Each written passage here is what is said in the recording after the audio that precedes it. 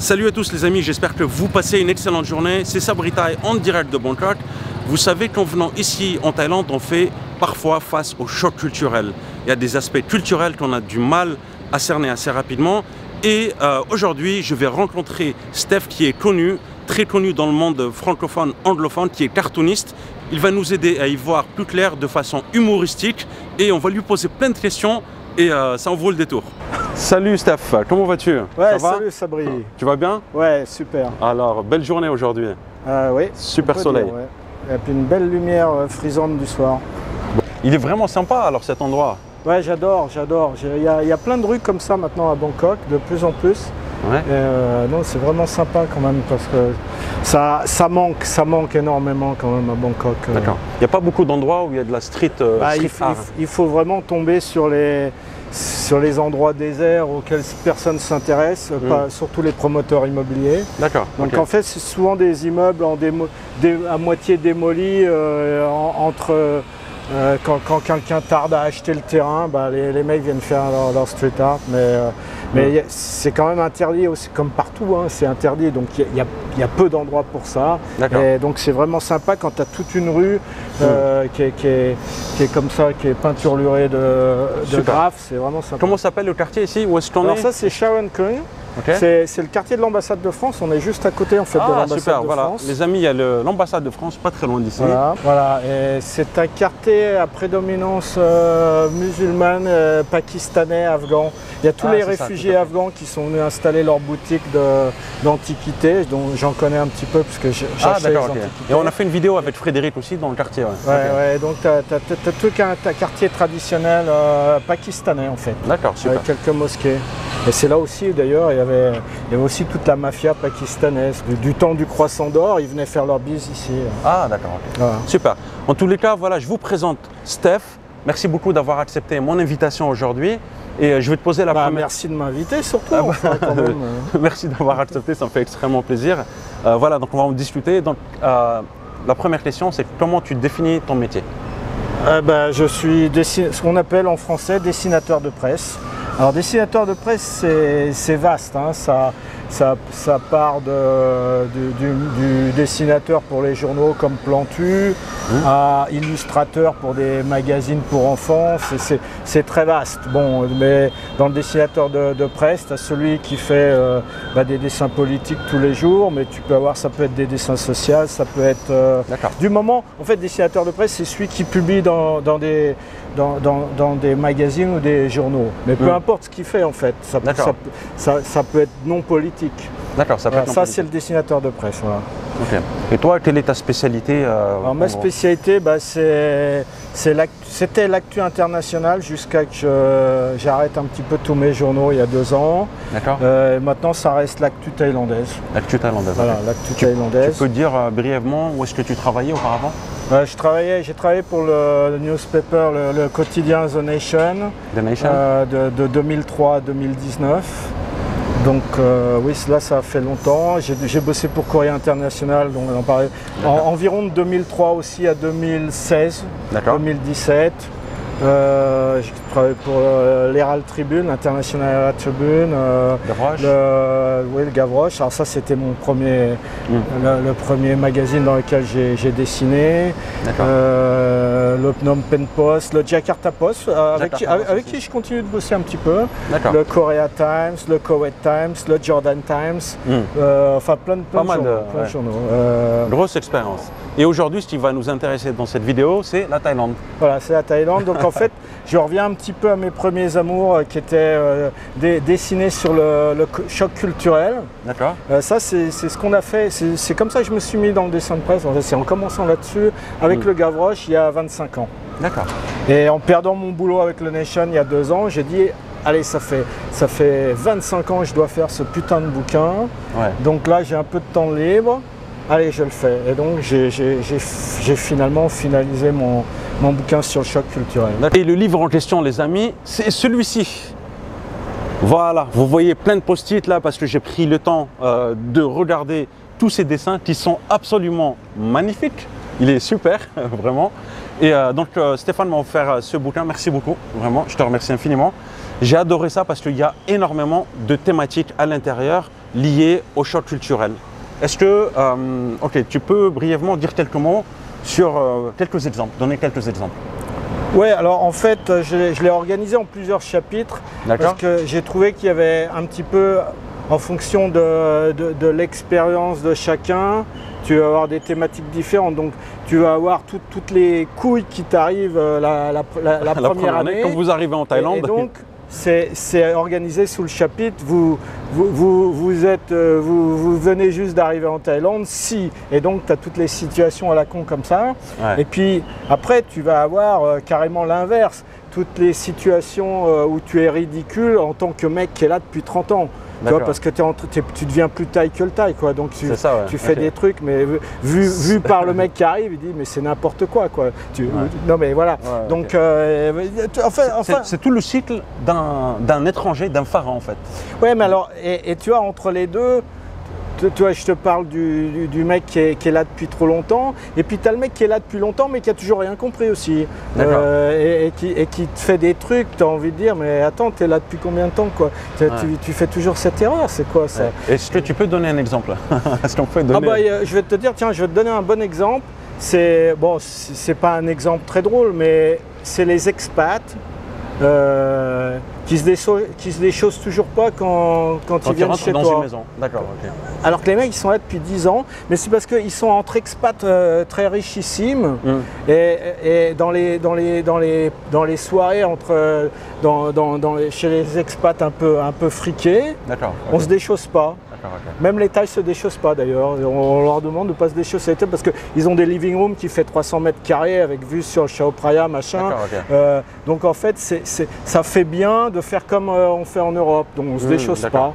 Tu penses que parfois il peut y avoir une petite déconnexion avec la vie ici? Ah bah oui, mais même moi je suis déconnecté par rapport à un Thaï pauvre qui vit dans un bidonville. Donc on a tous un peu une certaine déconnexion. Tout est relatif en fait. Tout est relatif, tu vois. Tu peux pas. Non, mais c'est trop facile de dire ouais. Tel richissime expat, il vit dans sa tour d'ivoire. Mais moi aussi, à mon niveau, je vis aussi dans une tour d'ivoire par rapport au pauvre bougre qui ramasse le chiffonnier, là, celui qui ramasse les cartons. Voilà, je suis aussi dans une tour d'ivoire par rapport à lui. Donc j'ai vu que le bouquin est organisé en différents chapitres. Voilà, par exemple là, tu es en totale désillusion, tu es un pharaon. En totale d'illusion. C'est ça? Alors ça, par exemple, le pharaon délusionnal, comment on dit en français? Insensé. Insensé. Ouais, peut-être, ouais. Enfin, voilà. Non, mais le mec qui a toujours rien compris, quoi. Le type. D'ailleurs, je l'ai fait dans l'intro. Le parfait exemple de désillusion, c'est le mec qui croit qu'une petite qui a 30 ans de moins que lui va tomber amoureuse de lui. D'accord. En fait, voilà, ça, en fait sur ce bouquin, d'illusion. C'est ça. Et en fait, vraiment, sur ce bouquin, je vous montre vraiment Pharaon Affairs. Bon, il est fait en anglais, mais c'est pas un anglais difficile non plus. Et puis voilà, vous regardez. C'est mon anglais, donc il n'est pas difficile. Voilà, il n'est pas difficile. C'est aussi mon Thaï, il y a du Thaï et c'est aussi pas du difficile parce que c'est mon Thaï. Voilà, et vous regardez juste les dessins en fait, et même les dessins sont très parlants. Et il y a plein de détails, voilà, qui correspondent à des aspects socio-culturels ici en Thaïlande. Et vraiment, moi-même, bon, ça fait 4 ans que je suis ici en Thaïlande, et quand je lis, je me dis, ah ouais, ça c'est vrai.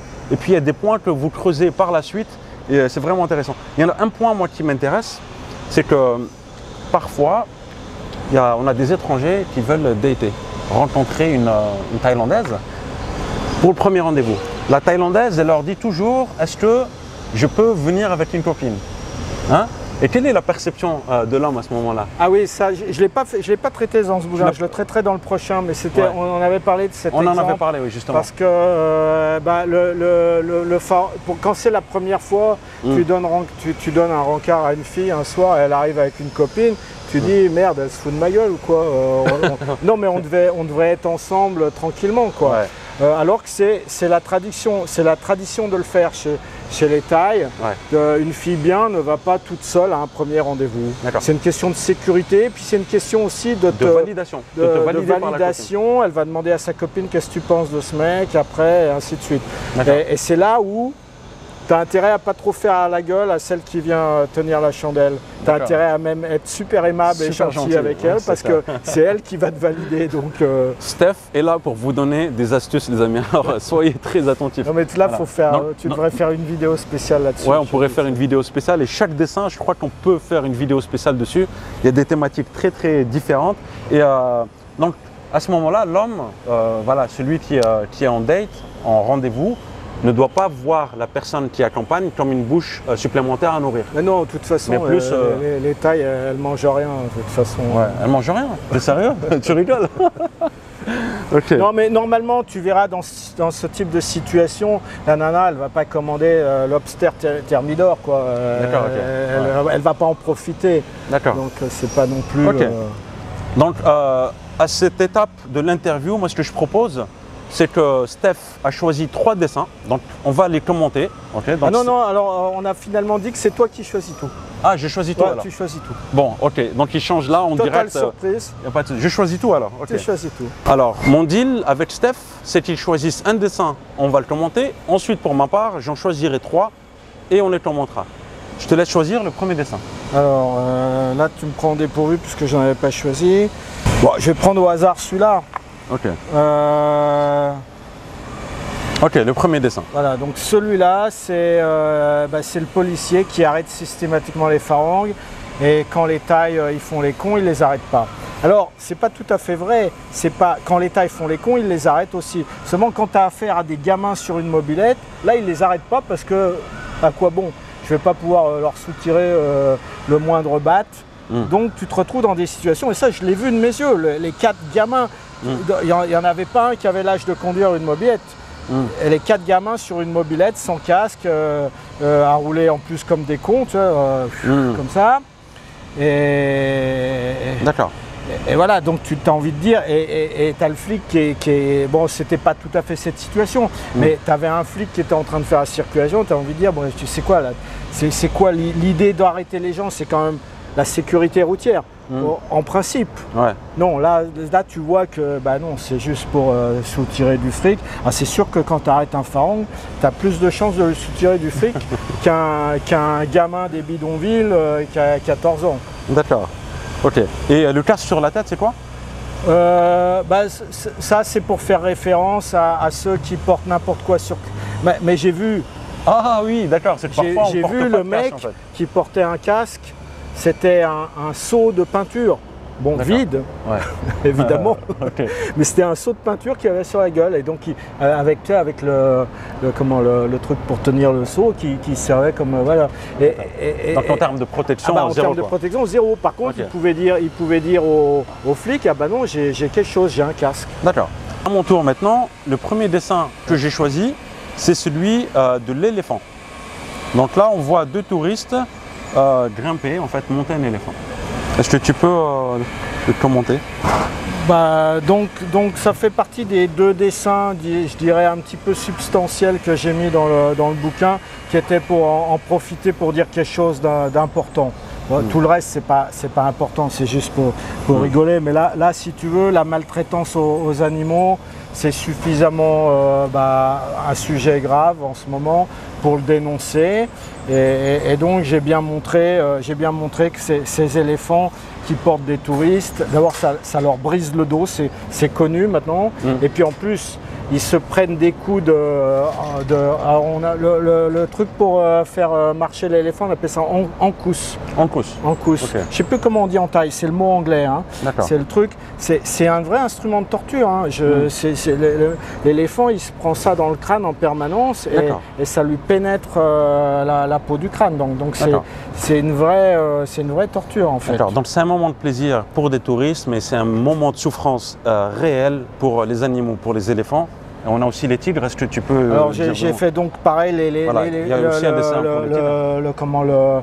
Le dessin sur les temples aux tigres, où systématiquement, il y a des touristes qui prennent des photos avec un tigre, et le tigre il a été drogué à mort, totalement drogué. Et il est complètement dans les vapes.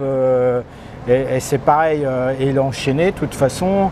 Et voilà, il n'y a aucun intérêt à participer à ça puisque tu continues de promouvoir l'idée que c'est super de droguer un tigre pour faire des selfies. Est-ce que tu penses que tous les touristes sont au courant de ça ou pas? Parce que moi je pense qu'il y en a plein qui ne sont pas au courant. Je pense qu'il y en a plein qui ne sont pas au courant, donc c'est bien de le rappeler.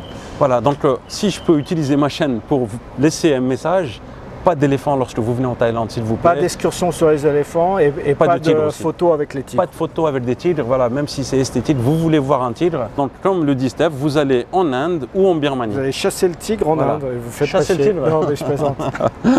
Voilà. Donc, on va passer à un deuxième. On va passer à un deuxième dessin. Le deuxième dessin, donc, c'est quand tu sous-estimes la solidarité entre des Thaïlandaises. Alors, est-ce que tu peux commenter ce dessin? Alors, ce dessin, c'est un mec qui ramène sa petite copine pour la première fois au condo. Au condo, à la maison. Voilà, à la maison. Et donc, c'est à ce moment-là que la fille de la réception ou le gardien de l'immeuble, il va lui dire, au moment où elle sera toute seule, elle va sortir toute seule ou je sais pas quoi, il va lui toucher 2 mots sur toutes tes petites aventures féminines du reste de l'année, tu vois.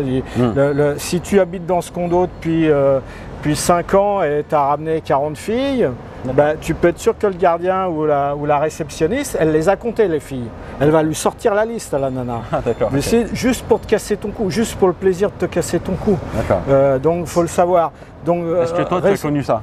Alors, je m'en rappelle pas, mais ça a dû m'arriver dans les premières années où je faisais pas gaffe. Ouais, ça m'est arrivé plus ou moins. Ou style, où j'avais peut-être dans mon tout premier appartement qui était vraiment super pourri, j'ai dû ramener des filles de patpong. Et la première fois que j'ai ramené une fille bien, j'ai dit oh putain. Là, j'ai fait le con parce que ça va me retomber. Je veux dire, il y a des gens dans l'immeuble qui n'ont pas oublié. Et donc, c'est là où il ne faut pas faire, faut pas mélanger les genres, quoi. D'accord, ok, entendu. Non, mais surtout, en plus, je veux dire, alors, les filles bien n'en ont rien à foutre, en fait, que tu sois tapé des filles de patpong. Il faut le savoir. La majorité, elles comprennent ça. Mais ce que je veux dire, après, c'est si tu ne l'as pas fait avec discrétion, elles veulent pas en fait aller dans le même immeuble où tu as ramené des filles de petite vertu, tu vois, parce que là tu leur fais perdre la face en fait. C'est une question d'image aussi. Oui, c'est une question d'image. Donc elle va te dire, et je me rappelle, ma toute première copine, c'était un peu ça, elle dit ouais non mais on va dans un resort le week-end, mais là dans ton immeuble pourri, là où tout le monde a vu ce que tu as fait avant, elle m'avait laissé entendre que voilà, ça l'a dévalorisé en fait. Donc voilà, c'est des trucs auxquels il faut faire attention, quoi. Ok. Donc il y a plein de thématiques variées, c'est des exemples totalement différents les uns des autres. Il y en a un qui a retenu mon attention, c'est les nouveaux touristes qui ne comprennent pas, on va dire, le why, tu vois, qui le font à tout le monde. Oui, bon, ça c'est pas... Disons que c'est... Là, je me suis foutu de la gueule de mes parents. Là, en fait, c'est mes parents dans la vidéo. Ah, c'est les parents sur le D'ailleurs, en fait, quand ma mère a reçu le bouquin, j'ai compris que ça ne l'avait pas trop fait rigoler. D'accord. Parce que je me fous de la gueule de mes parents depuis que je suis tout petit, en fait. J'étais déjà prédisposé à ce métier-là, à me foutre de la gueule des gens. Et je le faisais déjà avec mes parents. Mais mes parents, ça les amusait pas trop qu'un gamin de 10 ans se foute de leur gueule, quoi. Donc, en fait, ça rappelle de mauvais souvenirs à ma mère, en fait. Quand elle voit ça, elle dit tiens, il se fout encore de notre gueule, quoi. Mais c'est pas propre à tes parents, je pense. Non, c'est pas propre à mes parents, si tu veux. Mais ça, c'est propre à mes parents qui n'ont jamais voyagé et qui se retrouvent tout d'un coup pour la première fois dans un environnement thaï. Ils savent absolument pas quoi faire, quoi. Donc, est-ce qu'on peut juste expliquer que quand on fait le why, il faut le faire à un certain type de personnes, pas à tout le monde? Voilà, mais c'est très compliqué, en fait, le why. C'est très compliqué. Je me rappelle, mais... Même quand j'ai commencé à sortir les dessins là-dessus, j'ai eu des longues discussions avec des copains expats qui sont là depuis 20 ans, qui n'étaient pas d'accord avec moi. Tu vois. On prenait l'exemple je vais te prendre un exemple, il me dit ouais mais moi ma belle-mère des fois elle me fait le why. Et là j'ai dit mais oui mais ma belle-mère aussi me fait des fois le why en premier. Mais tu sais pourquoi? Parce qu'elle anticipe le moment exact où je vais lui faire le why. Donc c'est un peu une façon de dire bon Steph t'es un peu long là je me casse, ma belle-mère est en train de se casser, donc elle a hâte que je lui fasse le why pour qu'elle puisse me retourner le why. Tu vois, et elle anticipe, elle commence à faire le mouvement de why pour me signaler que c'est le moment que je lui fasse le why parce qu'elle s'en va. Et donc, moi, faut pas un bonjour rapide en fait. Oui, voilà, mais faut pas que je l'interprète comme c'est ma belle-mère qui me fait le why. Non, je suis censé lui faire le why en premier puisque c'est ma belle-mère. Mais rien que sur des petites différences une demi-seconde, tu as des parents qui disent ah mais non mais c'est pas vrai parce que ceci, cela. Mais non, fais bien attention. Et puis en fait, si ma belle-mère une fois me fait le why en premier, c'est une erreur. Mais ça prête pas. On s'entend parfaitement. Ça pose pas de problème de toute façon. Tu vois ce que je veux dire? Est-ce qu'en tant qu'étranger parent, si je ne fais pas le why à une personne un peu plus âgée, est-ce que c'est considéré comme un manque de respect ou comme une ignorance de ma part et auquel cas je suis pardonné? Oui, alors ce qui est bien en Thaïlande, tu fais bien de le dire ça, ce qui est bien en Thaïlande, c'est qu'en fait, il y a même un truc très drôle avec ça, c'est qu'en fait les premières années on te pardonnera plein de trucs qu'on ne te pardonnera pas si tu es là depuis 20 ans. Ah, d'accord. Bah oui, parce qu'on dit, ah ben il est inhérent, il comprend rien, donc tu te déchausses pas, tu fais pas le why à la belle-mère. Ouais, bon, ça passe parce que tu es là depuis 6 mois, donc tout le monde dit, ouais, non, mais il est complètement à l'ouest, c'est pas grave. Mais si tu es là depuis 20 ans, alors, non, ça passe plus du tout. Là, ça passe plus. Tu vois ce que je veux dire, tu es vraiment censé pas ignorer ce genre de petites choses importantes. D'accord. Donc voilà. Mais c'est vrai, tu le dis très bien quand même, les Thaïs, ils sont quand même. Ils sont pas super à cheval sur l'étiquette aussi. Si, je veux dire, tout va être dans la façon dont, si par exemple tu fais un grand sourire à ta belle-mère, un grand sourire bienveillant à ta belle-mère au lieu de lui faire le why, ça va très bien passer. Tu as oublié de faire le why, c'est pas grave. Mais elle a compris par le reste de ta gestuelle corporelle que tu la respectes. Ils ne sont pas très à cheval, très protocolaires sur ça. Voilà, mais c'est vrai qu'après, il y a un moment donné quand même dans... Voilà, quand tu commences à être marié, voilà, faut quand même faire un petit peu des efforts vis-à-vis de ta belle famille. Moi, par exemple, à chaque fois que j'ai oublié de faire le why à ma belle-mère quand elle part, je reçois un coup d'épaule de mon épouse qui me dit « Oh là, tu es en train d'oublier quelque chose. » vite. Mais voilà, c'est pas méchant, c'est juste... Est-ce que tu permets qu'on fasse un dernier dessin? Voilà, tu peux en faire. Je ne veux pas trop vous spoiler parce que c'est vraiment magnifique. Non, mais on a largement de la marge. Il y en a pas mal. Il y a combien de dessins? 150? 150. 160 pages, 150 dessins. 150 dessins, c'est juste magnifique. Alors, il y en a un que je n'avais pas compris, donc je lui ai demandé de m'expliquer. Voilà. Alors, c'est celui-ci, c'est le chauffeur de taxi qui est enfermé dans sa voiture et qui refuse un client. C'est ça, hein? Voilà. Et là, moi, j'ai fait une vidéo il y a quelques temps, YouTube. Voilà, il s'est mis à pleuvoir ce jour-là. Et avec mon ami, on a essayé de prendre un taxi. Oui, je l'ai vu ta vidéo. Voilà, je l'ai vu. Et il a refusé. Ouais. Il a refusé de nous prendre. Est-ce que tu peux donner un peu plus de détails? Ah, tu veux essayer de comprendre la psychologie du taxi qui ne prend personne. Alors là, tu m'en demandes beaucoup. Si tu veux, pour moi, je l'analyse comme une espèce de revanche. Parce que les Thaïs, ils aiment pas. Surtout les Thaïs pauvres, et ils n'aiment pas se sentir esclaves de leur boulot ou de machin. Donc par exemple, je te prends un exemple typique. Moi, tous les motos-taxis de Montseuil, ils me connaissent, on est copains depuis longtemps.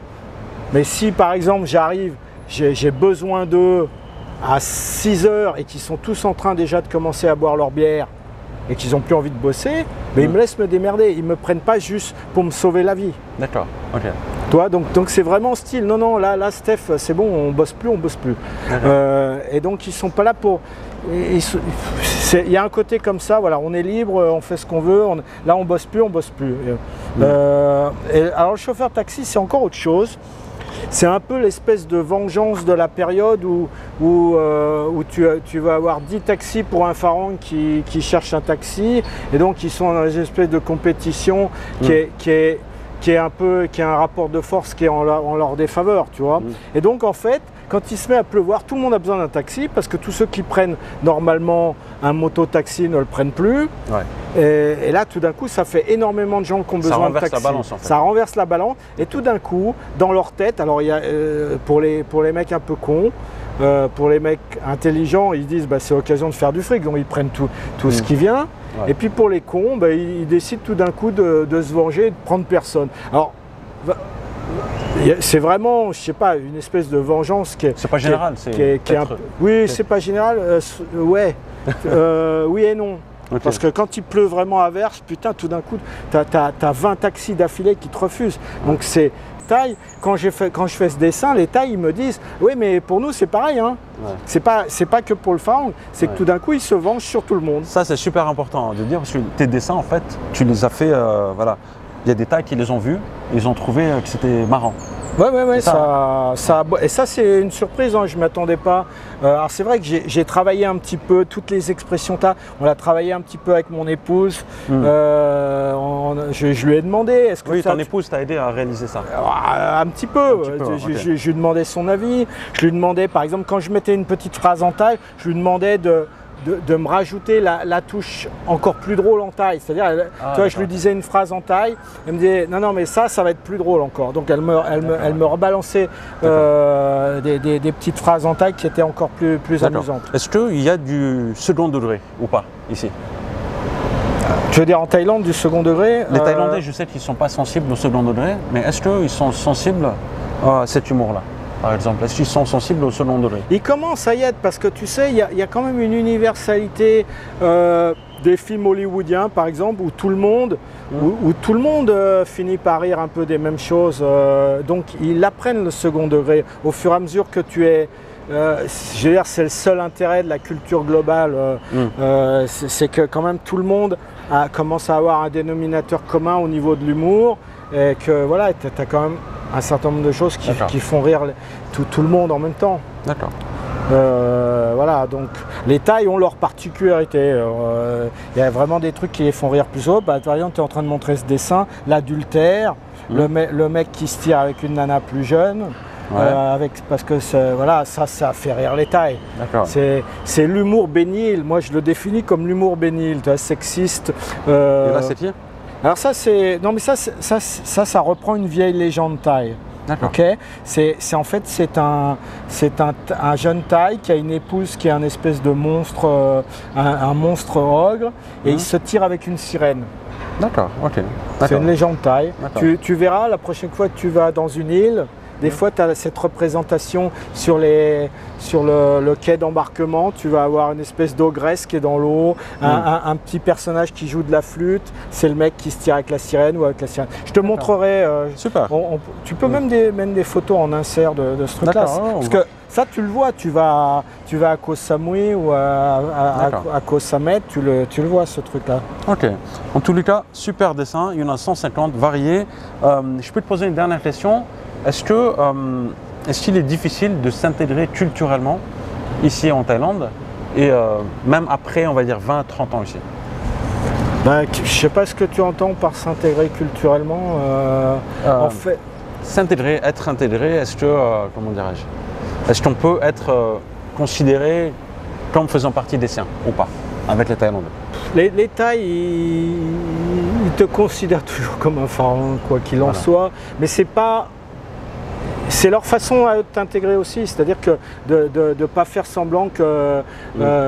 ils ne font pas semblant que tu n'es plus un étranger. Ils disent non, si tu restes un étranger, mais tu fais partie des nôtres. À partir du moment où le mec... Si tu veux, moi, la meilleure intégration, je trouve, c'est quand les Thaïs ils commencent à t'acheter des œuvres, ils te font travailler, ils te donnent du boulot.